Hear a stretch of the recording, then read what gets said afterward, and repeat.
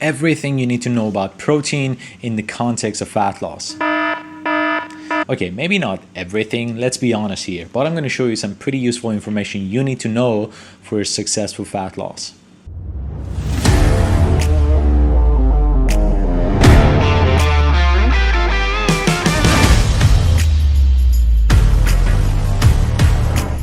Hi, my name is Nick Hedayatpour, also known as the Strength Artist, and today is the day we're going to talk a little bit about protein.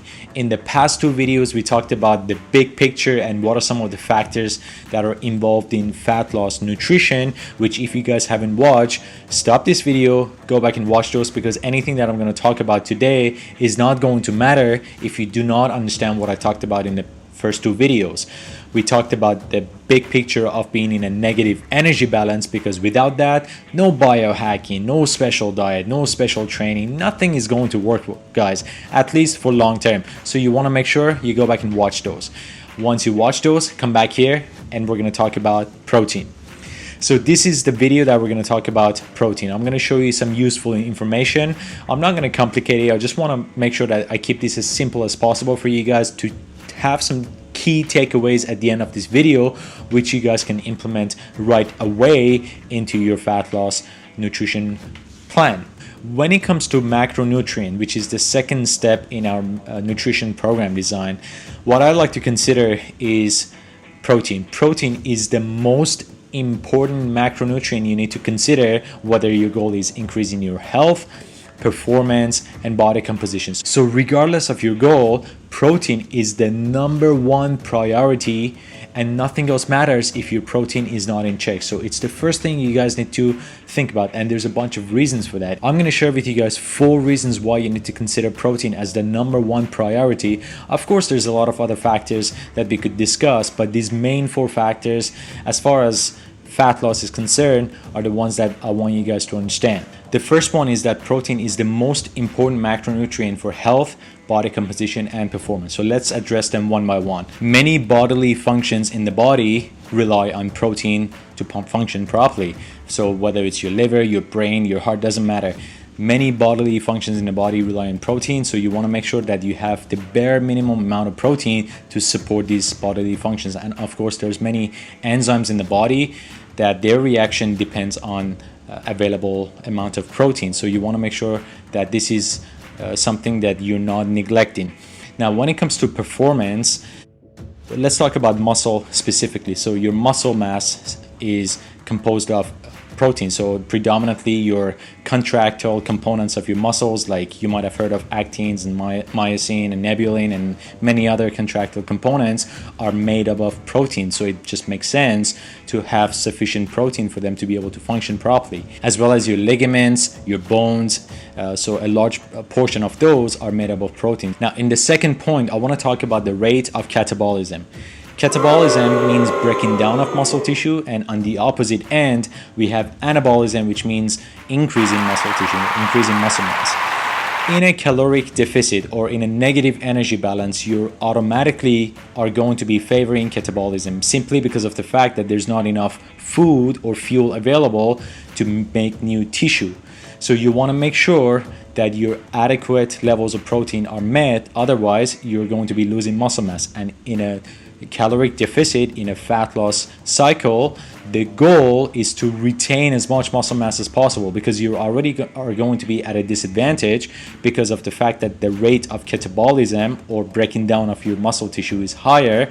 So you want to make sure that you feed your body as much protein as it needs to ensure that you retain as much muscle mass as you can, because once again, you're going to be at a disadvantage. When you get into a negative energy balance, your body has to find a way to deal with this stressor, because it's a stressor since you're in a negative energy balance. So it will do what it takes to maintain that current, that moment's homeostasis. So to do so, it needs to release stress hormones, and one of those stress hormones being cortisol, in order to deal with this issue. What cortisol does is that it's a breaking down hormone. So it breaks down food like fats and carbohydrates, and in some cases protein or your muscle mass, to provide sufficient fuel so that you can survive. And since you're going to be in a negative energy balance, you want to make sure that you feed your body adequate amount of protein so that cortisol and other stress hormones are not going to break down your muscle mass, and instead they're going to break down the fat tissues in order to provide enough fuel for your body. That's the whole goal of why we are in a negative energy balance and increasing our protein intake when we are dealing with this issue. This is also known as the nitrogen balance, which we want to maintain throughout our fat loss cycles. In point 3, I want to talk about the fact that protein sources are usually more filling than carbohydrate and fat sources. This is once again the reason why you need to make protein your number one priority, because in a negative energy balance, which is the case with fat loss cycles, you automatically are going to be dealing with hunger. So you have to find ways to manage hunger, and one of the best ways to do that is to increase protein intake, because protein sources are going to be filling much more than carbohydrate or fat sources. Now let me give you an example, and I want you to do an experiment, so don't just take my word for it. In one of your meals, have, let's say, 300 grams of Wagyu steak, and in the next meal, I want you to have a dozen or 2 dozens of donuts, and I want you to monitor how long it takes you for you to hungry again. I bet you that when you have the steak, you're not going to be feeling as hungry as quickly as opposed to having 12 or 24 donuts. Even after half an hour or an hour or so, depending on how your metabolism works, you're going to be feeling hungry again. That's why you want to make sure that you increase the amount of protein that you consume during fat loss cycles to manage hunger as much as possible, because doing so will increase your adherence, and we all know that consistency in adherence is just as important as the content of your nutrition plan. And the fourth point I want to mention here is thermic effect of food. So remember, if you go back to the previous video, I talked about thermic effect of food, which is one of the contributing factors to your energy expenditure throughout the day. And out of all macronutrients, protein is the most metabolically expensive. So when you consume sources of protein, so let's say steak, your body requires more energy to break it down into smaller molecules, which are amino acids. So consuming larger amount of protein and increasing your protein intake during a fat loss cycle is actually working to your advantage. Now let's talk about how much protein do you actually need. In my practice, I usually recommend my clients to have anywhere from 1.5 to 2.2 grams of protein per kilogram of body weight, and there's a lot of factors that are involved. Some of you might have medical conditions or some other factors that need to be considered, which put you outside of this range. So if you have any of those conditions, make sure you consult with your physician and healthcare practitioner. But in my practice, that's what I usually stick to. Sometimes I go a little bit more, sometimes I go a little bit less. Really depends on that individual that I'm working with. Generally speaking, if you're a male, high muscle mass, you do a lot of strength and power work, and you're active and you're in a fat loss cycle, you're going to be closer to that upper end, which is 2.2 or maybe even a little bit more. If you're a female, smaller body size, less muscle mass, and you don't do quite as much strength and power work, then you're going to be a little bit closer to that 1.5. So generally speaking, for a majority of you, that range seems to work well, or at least as a good starting point. Now, another thing with protein is that I like to keep this constant throughout the day. Of all the macronutrients, I like to keep protein constant at every single meal. So whether it's post-workout, pre-workout, that's just not going to change much for my clientele. So what I recommend you guys to do to calculate how much protein you need and divide it by the number of meals that you are going to have and spread it out throughout the day. Now let's talk about the sources of protein. Now, of course, I'm not going to talk about what sort of foods contain protein, but I want to make sure that I give you guys 2 very important tips to maximize your protein consumption. Number 1, you've got to make sure that you pick the right protein sources that your body, and especially your digestive system, is not intolerant or sensitive to.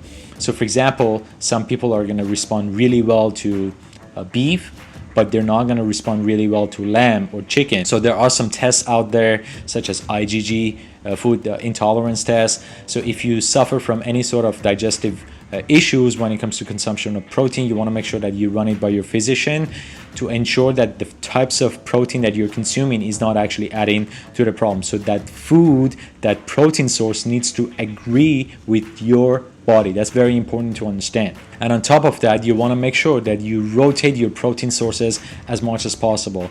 You might have all heard of the chicken breast and broccoli diet that bodybuilders and physique athletes are on.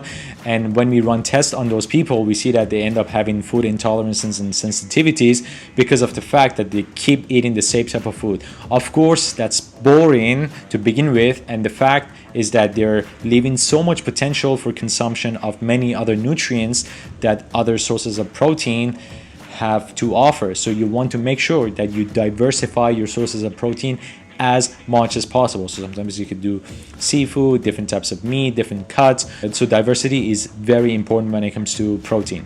The last tip that I want to leave you guys with is to ensure that the source of your protein is of high quality. So you got to do your homework from your grocery store or from the local butcher shop. You want to find out where it comes from. If it's shed quality protein, of course you can lose fat, at least in the short term, but remember, we're talking about health and performance here. So you want to make sure that the quality is high. So free range or grass-fed organic type of stuff, yes, of course it's more expensive, but you can't put a cost on your health, can you? So ensure that the quality of the product is very high.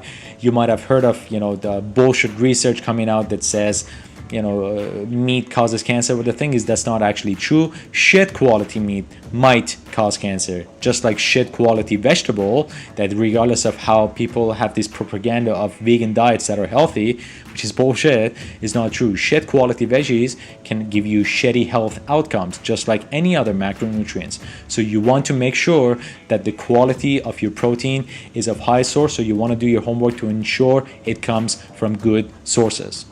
Of course, this was a short dive into the world of protein for fat loss, but I'm pretty sure that considering the factors that I went through in this video is going to put you guys on the right path when it comes to increasing your protein intake and making sure that you get adequate amounts of protein for a successful fat loss. Thank you so much for watching this video. In the next video, I'm going to talk about that big controversial topic of carbohydrates and its relationship to fat loss. So stay tuned for that video, which is coming out next week. Thanks so much for watching. If you haven't subscribed, please do subscribe, like this video, and if you enjoyed the content, please do share. Thank you, and see you guys in the next video.